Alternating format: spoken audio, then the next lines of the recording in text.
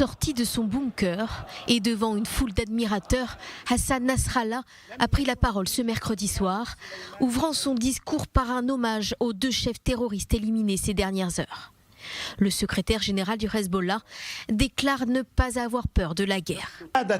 Ce qui s'est passé hier, ce sont 2 attaques. Une attaque contre Cheikh Saleh al-Harouri et ses compagnons et une attaque contre la banlieue sud de Beyrouth.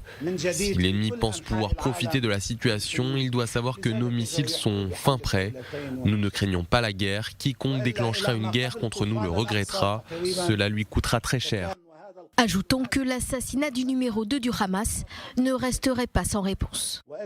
L'axe de la résistance possède une vision stratégique globale, mais à l'intérieur, chaque élément agit indépendamment. Il peut ouvrir un front ou le fermer. Nous nous parlons et nous prenons conseil les uns auprès des autres, mais chacun prend ses décisions indépendamment.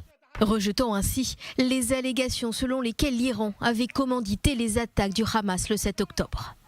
Au même moment, en déplacement à la frontière nord d'Israël, le général Herzi Halevi a souligné que la guerre contre le Hamas donnait à Israël l'opportunité de changer également la situation à la frontière nord.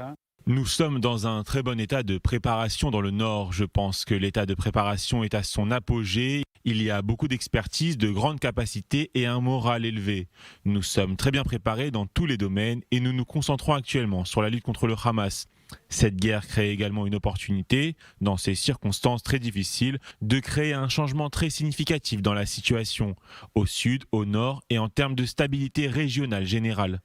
Reste à savoir si le Hezbollah prendra le risque d'un enlisement dont il sait qu'il risque de ressortir affaibli.